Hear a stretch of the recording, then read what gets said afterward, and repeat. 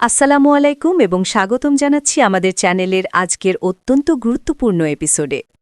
আপনারা যারা সরকারি চাকরির সাথে যুক্ত বা নবম পে স্কেল নিয়ে অধীর আগ্রহে অপেক্ষা করছেন, তাদের জন্য আজকের এই ভিডিওটি হতে যাচ্ছে চোখের সামনে থাকা কুয়াশা পরিষ্কার করার মতো।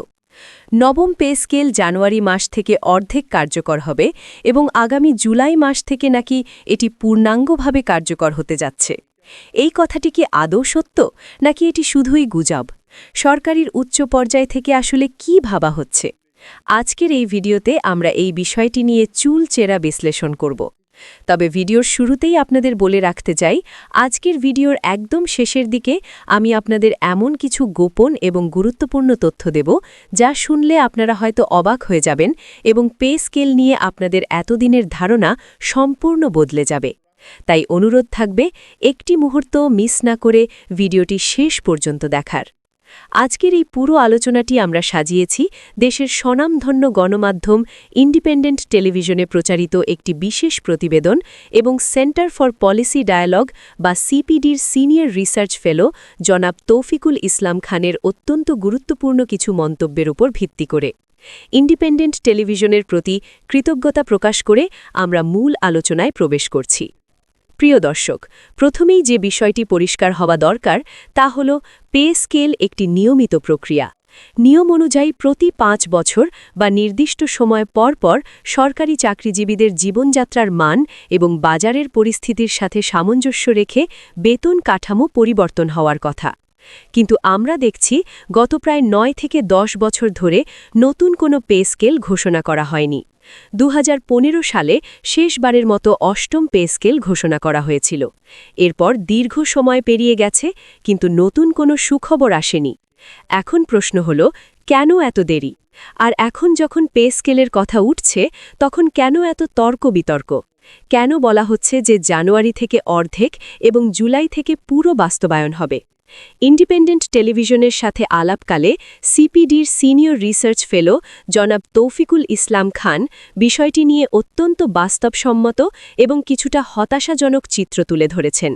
তার মতে, এবারের পে স্কেল নিয়ে বিতর্কটা তৈরি হওয়ার মূল কারণ হল দীর্ঘদিনের গ্যাপ এবং বর্তমান অর্থনৈতিক পরিস্থিতি। ২০১৫ সালে যখন পে স্কেল দেওয়া হয়েছিল, তখন বেতন বৃদ্ধির হার ছিল অনেক বেশি। সাধারণ ৫% ইনক্রিমেন্টের বাইরেও মূল্যস্ফীতিকে বিবেচনা করে বড় অঙ্কের বেতন বাড়ানো হয়েছিল। এমনকি মহর্ঘ ভাতার বিষয়ও ছিল। কিন্তু এবারের পরিস্থিতি সম্পূর্ণ ভিন্ন। জনাব তৌফিকুল ইসলাম খান খুব স্পষ্টভাবে ইঙ্গিত দিয়েছেন যে পে স্কেল পরিবর্তনের সময় হয়তো এসেছে, কিন্তু বড় প্রশ্ন হল সরকারের আর্থিক সক্ষমতা নিয়ে। আপনারা হয়তো ভাবছেন সরকার চাইলেই তো বেতন বাড়িয়ে দিতে পারে, কিন্তু বিষয়টি এত সহজ নয়। ২০১৫ সালের পর থেকে সরকারের রাজস্ব আদায়ের বা ট্যাক্স কালেকশনের যে গ্রোথ থাকার কথা ছিল, তা তো বাড়েইনি, বরং কমেছে। সহজ কথায় বলতে, সরকারের পকেটে কি সেই টাকাটা আছে যা দিয়ে লাখ লাখ সরকারি কর্মচারীর বর্ধিত বেতন দেওয়া সম্ভব? গত ১০ বছরে দেশের অর্থনীতির ওপর দিয়ে অনেক ঝড় গেছে। করোনা মহামারী, বৈশ্বিক মন্দা এবং সাম্প্রতিক রাজনৈতিক অস্থিরতা সব মিলিয়ে সরকারের কোষাগারের অবস্থা খুব একটা সুবিধাজনক নয়। তাই জানুয়ারি থেকে হুট করে অর্ধেক পে স্কেল বাস্তবায়ন করার মতো বিলাসিতা সরকার দেখাতে পারবে কিনা তা নিয়ে অর্থনীতিবিদরা যথেষ্ট সন্দিহান। এবার আসি দ্বিতীয় গুরুত্বপূর্ণ পয়েন্টে। পে স্কেলের কথা উঠলেই সাধারণ মানুষের মনে, এমনকি সরকারের নীতি নির্ধারকদের মনেও একটা ভয় কাজ করে। সেটি হল মূল্যস্ফীতি বা জিনিসের দাম বেড়ে যাওয়া। আপনারা লক্ষ্য করবেন, বাজারে যখনই খবর আসে যে সরকারি চাকরিজীবীদের বেতন বাড়ছে, তার আগেই ব্যবসায়ীরা জিনিসের দাম বাড়িয়ে দেন। তৌফিকুল ইসলাম খান এটাকে একটি বিহেভিয়ারাল ইস্যু বা মানুষের আচরণগত সমস্যা হিসাবে চিহ্নিত করেছেন। অর্থাৎ অর্থনৈতিক কারণে দাম যতটা না বাড়ে, তার চেয়ে বেশি বাড়ে ব্যবসায়ীদের সুযোগ সন্ধানী আচরণের কারণে। তবে এখানে একটি গভীর বিষয় আছে। গত ৯-১০ বছরে পে স্কেল না হলেও জিনিসপত্রের দাম কিন্তু থেমে থাকেনি। রকেট গতিতে বেড়েছে চাল, ডাল, তেল থেকে শুরু করে সব কিছুর দাম। তাহলে এখন যদি বলা হয় যে পে স্কেল দিলে মূল্যস্ফীতি বাড়বে, তাই পে স্কেল দেওয়া যাবে না, এই যুক্তিটা কি খাটে? বিশেষজ্ঞরা বলছেন পে স্কেলের ভেতরে কী অসঙ্গতি আছে তা নিয়ে কথা হতে পারে, কিন্তু পে স্কেল হবে কি হবে না তা নিয়ে তর্ক করার সুযোগ নেই, কারণ জীবনযাত্রার ব্যয় এখন আকাশচুম্বী। কিন্তু সমস্যাটা হলো, সরকার যদি টাকা ছাপিয়ে বা ঋণ করে বেতন বাড়ায়, তাহলে সেটি সরাসরি আবার মূল্যস্ফীতিকে উস্কে দেবে। তখন বেতন বাড়লেও দিন শেষে আপনাদের পকেটে কিছুই থাকবে না। এটাই এখন সরকারের জন্য সবচেয়ে বড় চ্যালেঞ্জ। বন্ধুরা, এবার আমি এমন একটি বিষয় নিয়ে কথা বলবো যেটা নিয়ে খুব কম মানুষই আলোচনা করছে। সেটি হলো পে কমিশনের রিপোর্ট। আপনারা জানেন, বেতন বাড়ানোর আগে একটি কমিশন গঠন করা হয় এবং তারা একটি রিপোর্ট জমা দেয়। কিন্তু এবারের পে কমিশনের রিপোর্টে আসলে কি আছে? সিপিডির গবেষক জনাব তৌফিকুল ইসলাম খান একটা মারাত্মক প্রশ্ন তুলেছেন। তিনি বলেছেন, পে কমিশনের রিপোর্টটি অস্পষ্ট। তারা যে বেতন বাড়ানোর প্রস্তাব করেছে, সেখানে কি তারা সরকারের বর্তমান আর্থিক সক্ষমতা বিচার করেছে? সরকার কি এই বাড়তি টাকার যোগান দিতে পারবে? এই বিষয়গুলো পরিষ্কার নয়। সবচেয়ে বড় কথা, এই রিপোর্ট সম্পর্কে সরকার বা পে কমিশন কেউই গণমাধ্যম বা সাধারণ মানুষকে বিস্তারিত কিছু জানায়নি। সবকিছুই যেন এক ধরনের গোপনীয়তার চাদরে ঢাকা। সাংবাদিকরা বা বিশ্লেষকরাও সঠিকভাবে জানতে পারছেন না যে ঠিক কোন যুক্তিতে বা কোন পদ্ধতিতে বেতন কাঠামোর প্রস্তাব করা হচ্ছে। যখন কোনো তথ্য গোপন রাখা হয়, তখনই বাজারে নানা রকম গুজব ডালপালা মেলে। আপনারা যে শুনছেন জানুয়ারি থেকে অর্ধেক বাস্তবায়ন, এটি হয়তো এই তথ্যের অস্পষ্টতারই ফল। কমিশনের রিপোর্টে যদি সুস্পষ্ট টাইমলাইন বা সময়সীমা দেওয়া থাকত, তাহলে আজ এই বিভ্রান্তি তৈরি হতো না।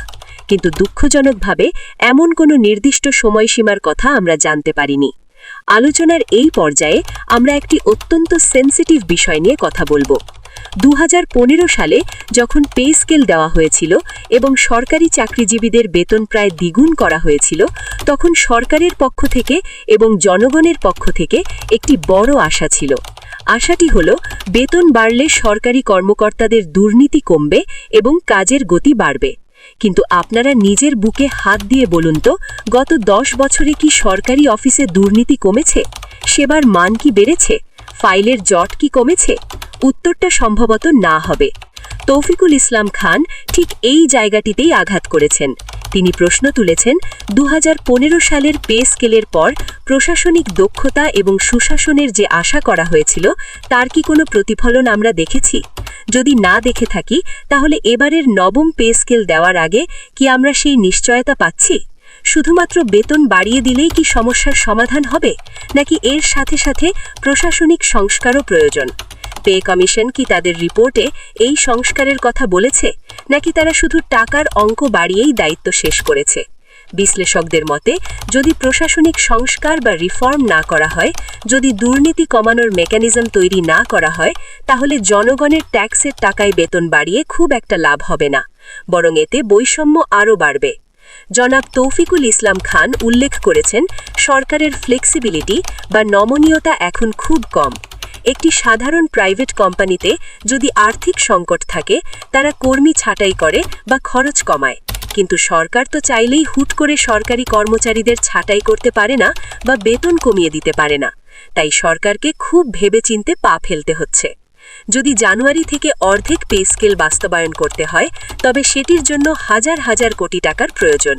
এই টাকা আসবে কোথা থেকে?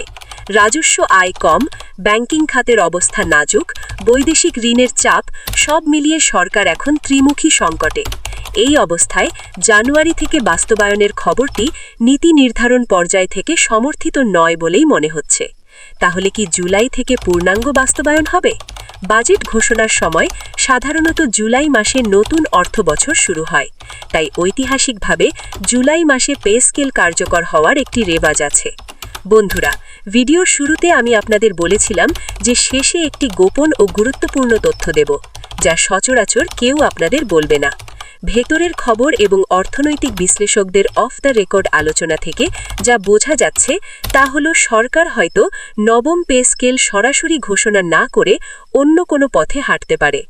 গোপন তথ্যটি হল, সরকার সম্ভবত মহার্ঘ ভাতা বা ডিয়ারনেস অ্যালাওয়েন্স বাড়ানোর দিকে বেশি মনোযোগ দিচ্ছে। পূর্ণাঙ্গ পে স্কেল ঘোষণা করলে যে দীর্ঘমেয়াদী এবং বিশাল আর্থিক দায়ভার তৈরি হয়, তা এই মুহূর্তে নেওয়া সম্ভব নাও হতে পারে।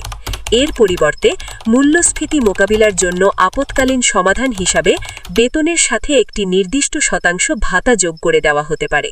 এটি করলে দুটি লাভ: এক, পে স্কেলের বিশাল চাপ থেকে সরকার সাময়িক মুক্তি পাবে, এবং দুই, সরকারি কর্মচারীরাও কিছুটা স্বস্তি পাবেন। তবে আমরা আশা করব সরকার সরকারি চাকরিজীবীদের কষ্টের কথা বিবেচনা করে একটি সম্মানজনক এবং বাস্তবসম্মত সিদ্ধান্ত নেবে। তবে সেই সিদ্ধান্ত যেন দেশের সাধারণ মানুষ এবং অর্থনীতির ওপর বাড়তি চাপ তৈরি না করে, সেদিকেও লক্ষ্য রাখা জরুরি। ইন্ডিপেন্ডেন্ট টেলিভিশনের প্রতিবেদন এবং তৌফিকুল ইসলাম খানের বিশ্লেষণ আমাদের চোখ খুলে দিয়েছে যে আবেগের চেয়ে অর্থনীতির বাস্তবতা অনেক বেশি কঠিন। আপনার কি মনে হয়, সরকারের কি এখনই পে স্কেল ঘোষণা করা উচিত, নাকি আগে বাজার নিয়ন্ত্রণ ও দুর্নীতি বন্ধ করা উচিত? আপনার সুচিন্তিত মতামত নিচে কমেন্ট বক্সে জানিয়ে দিন। ভিডিওটি ভালো লাগলে লাইক দিন এবং আপনার সহকর্মীদের সাথে শেয়ার করুন, যাতে তারাও এই গুরুত্বপূর্ণ তথ্যগুলো জানতে পারে। যারা এখনও আমাদের চ্যানেলটি সাবস্ক্রাইব করেননি, এখনই সাবস্ক্রাইব করে বেল আইকনটি বাজিয়ে দিন, যাতে পে স্কেল নিয়ে পরবর্তী আপডেট আসার সাথে সাথেই আপনি জানতে পারেন। এতক্ষণ সাথে থাকার জন্য আপনাদের সবাইকে অসংখ্য ধন্যবাদ। দেখা হবে আগামী ভিডিওতে। সেই পর্যন্ত সবাই ভালো থাকুন, সুস্থ থাকুন।